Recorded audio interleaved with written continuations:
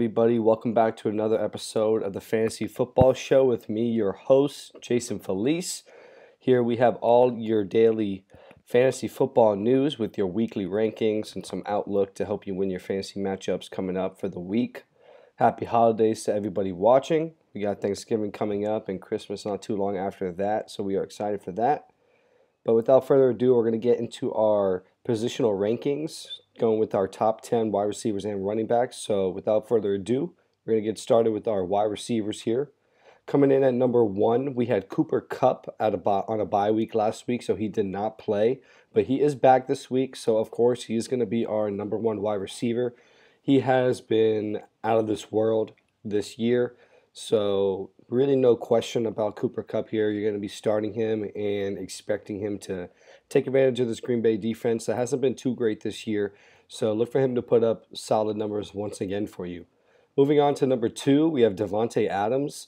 Davante Adams had an amazing game last week against the Vikings. Came away with 2 touchdowns, over 100 yards receiving. So him and Aaron Rodgers still on fire, on the same page with each other. They're going up against the Los Angeles Rams. Probably be another tough matchup, but it's going to be a shootout more than likely. So look for Adams to put up a lot of points again in this one. Excuse me. Coming in at number 3, we have Justin Jefferson for the Minnesota Vikings. Same game as Davante Adams last week. Those teams went against each other, and Justin Jefferson as well had 2 touchdowns and about 90 receiving yards, 97 receiving yards. So he had another amazing fantasy output as well. He's our wide receiver 3 this week, going against San Francisco, who has a suspect defense at times. So look for him to take advantage of that matchup as well. Coming in at number 4, we got Deebo Samuel for the San Francisco 49ers. They're going to be going up against the Vikings, as I just said, in that Justin Jefferson ZERP there. So Deebo Samuel, he gets about 5 rushes per game, and he's still getting about 8 to 10 targets per game. So his value is as high as it's ever been. Scored a rushing touchdown last week, passing touchdown the week before. So he's going to continue to look to score touchdowns and stay hot. So we're starting Deebo confidently. Coming in at number 5, we have Stefon Diggs with the Buffalo Bills. They're playing Thanksgiving night against the New Orleans Saints. I have Stefon Diggs at number 5 here. Just simply because last week was a little bit of a rough week for the Buffalo Bills. They went against the Indianapolis Colts. Had a little bit of an off game. Stefon Diggs still did score 2 touchdowns, so that saved his fantasy output. But he only had 4 catches for 23 yards. So we definitely want to see those numbers go up. I think they will, especially in the spotlight of a big game. So if you have Stefon, start him confidently. Coming in at number 6, we have Ja'Marr Chase for the Bengals. Last week, the Bengals had a little bit of a slower game passing. They did a lot of rushing last week.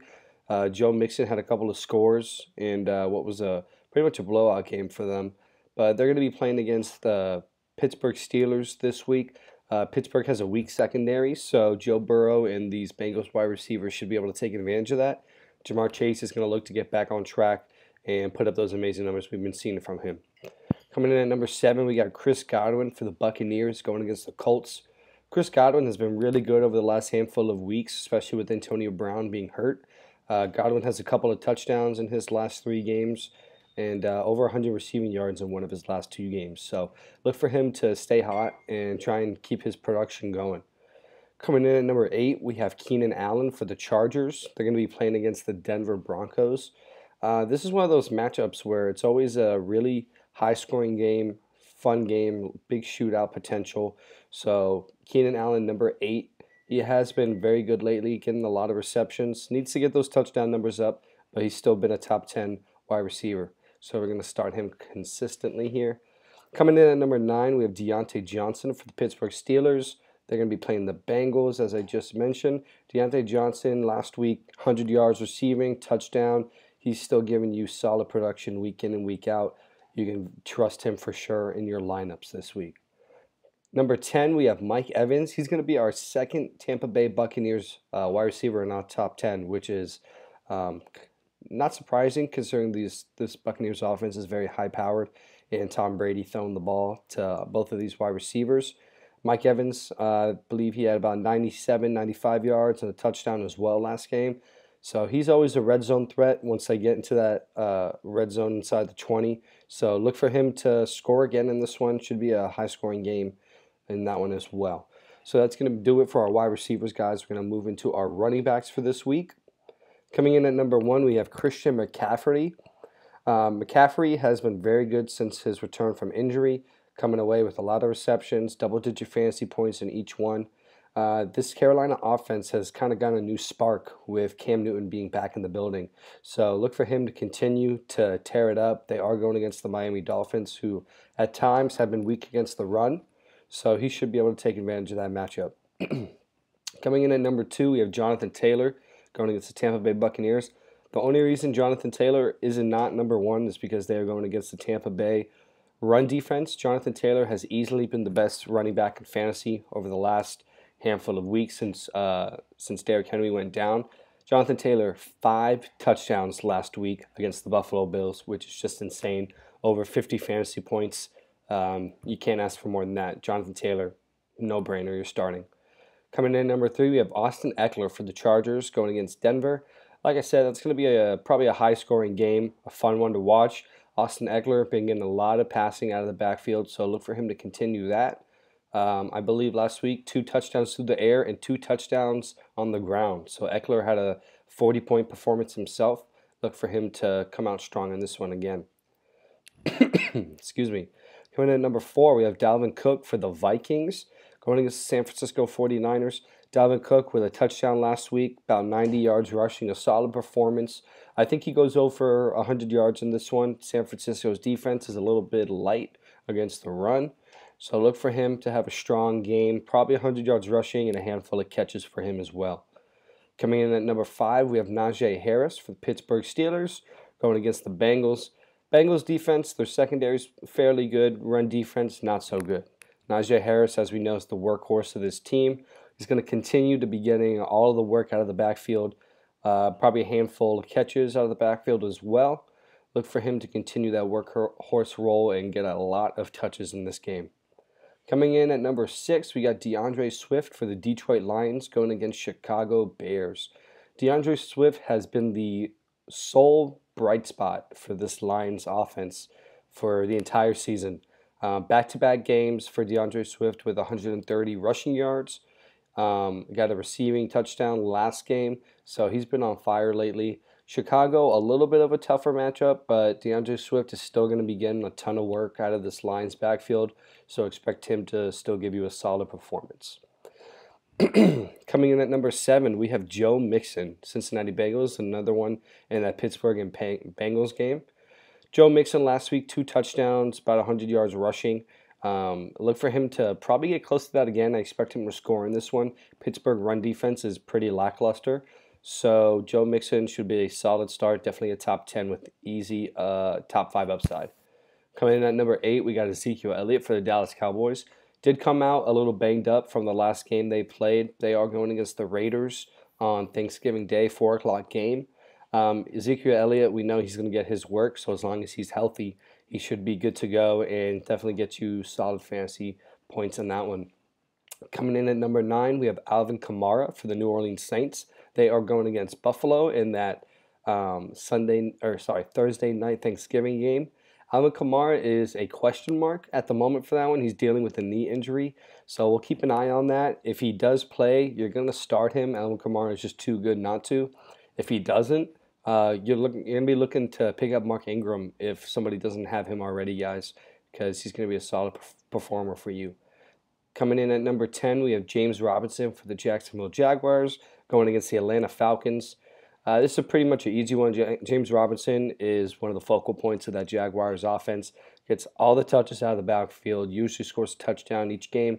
Look for him to do that, maybe score twice in this one against an Atlanta defense that is not very good. So that's it for our top 10 running backs and wide receivers, guys. If you guys got any of these players, you're definitely starting them confidently. Hopefully they can win you your matchup this week.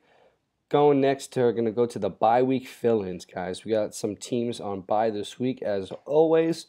If you're in the need for a running back, Devonta Freeman for the Baltimore Ravens. He's available in about 67% of the leagues. Going against the Cleveland Browns, we know the Ravens like to run the ball, so look for him to keep getting touches. He's been getting like 3 to 5 receptions a game out of this backfield, which is great.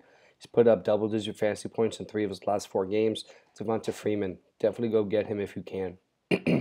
Next running back we're going to talk about is Tevin Coleman for the New York Jets. He is available in 98% of leagues, and pick him up, guys, because Michael Carter just went down with an ankle sprain, so he's going to be out for a couple weeks. They are going against the Houston Texans this week, so that's a pretty easy matchup. Look for Tevin Coleman to get the majority of the work out of the backfield. Ty Johnson will get some receiving work, but Tevin Coleman definitely should get all of the rushing work. Available in 98% of leagues. Scoop him up. Gonna go on to our wide receivers next, guys. The first wide receiver I want to talk about is Elijah Moore from the New York Jets as well. He is available in 60% of leagues, and Elijah Moore over the last month has been a top 10 wide receiver. He has put up a couple of 30-point performances, a couple 100-yard receiving games. He has been one of the lone bright spots for the New York Jets over the last handful of weeks, coming out with a couple wins, usually because of his fantasy output. So available in 60% of leagues, that's far too many for a player that good. We know there's a lot of hype around him coming into the year, and it looks like he's finally returning on that hype. Second wide receiver we're going to talk about is Kadarius Toney, 56% availability in fantasy football leagues, going against the Philadelphia Eagles. A little bit of a tougher matchup, but with Kadarius Toney, these New York Giant wide receivers are injured, and he's probably one of the only healthy ones, so he's going to be getting the majority of the targets. Just like this past week, got 12 targets. Didn't turn it into anything crazy, but he was going against Tampa Bay Buccaneers, who have a solid defense. So definitely pick him up if you can. He's going to be a good bench stash. Might be worth a flex play in the later part of the year, but definitely picking him up. Next wide receiver I'm going to talk about is Sterling Shepard, same team, New York Giants, available in 60% of leagues as well. He has been dealing with some injuries as of late, but when he is healthy and on the field, he is the #1 target for this New York Giants offense, guys. He's been getting about 8 to 12 targets per game when he's healthy, and he's actually been averaging double-digit points when he does play. So if Sterling Shepard is healthy, definitely pick him up and play him. He'll be worth the play. And we are going to move into our questions from you guys, the fans. Coming in, the first question is actually, excuse me, is going to be about Elijah Moore and his outlook for the rest of the season. So as I just mentioned, Elijah Moore has been the sole bright spot for this New York Jets over the last month or so, putting up some really good fantasy performances. Like I mentioned as well, he had a lot of hype coming into this year as a rookie. He's an electric playmaker, really good hands, very crisp route running. I think Elijah Moore can easily be a top 20, top 25 play the rest of the way if the Jets can just feed him the ball. He's got the potential to make plays, so they just got to get the ball in his hands. So if you can get him, definitely get him, grab him, put him on your bench if you want until he proves himself a little more. But I think he's the flex play for the rest of the year. Second question is, do we have any concerns about Josh Allen? Josh Allen has been a little bit off the last couple of weeks. He's flashed a little potential that we know he's capable of to that MVP level, but the Bills as a whole have been a little off, losing to a couple of bad teams. So I'm not too worried about Josh Allen. It'd be nice to see him in this Thanksgiving game get right and get himself back on track with a good performance. So maybe temper expectations a little bit, but he's still a top 3 quarterback rest of the way, guys. And last question is going to be about Kadarius Toney. So we just talked about Kadarius Toney as well. Another rookie who's been very electric this year when given the opportunities. Has a game where he had 180 receiving yards and a touchdown. So we know the playmaking ability is there. This Giants offense has struggled just because of that O-line. But Kadarius Toney's running a lot of quick slants, screen passes. So the Giants are able to get the ball out to him quick. So Kadarius Toney, I'd say he could be a flex play as well if he continues to get the volume he's been getting. So pick him up, guys. Stash him on your bench. If he keeps getting that volume, then you're definitely going to want to put him in your lineups, and hopefully he can return that value for you. So that's going to be it, guys. Thank you so much for your questions. Always enjoy answering those. Thank you for watching and taking a look at our wide receiver and running back rankings for the week. If you have any of those players, you're definitely playing them confidently. And good luck this week, guys. Hope you win your matchups. Happy holidays. Have a good Thanksgiving. Until next time, guys.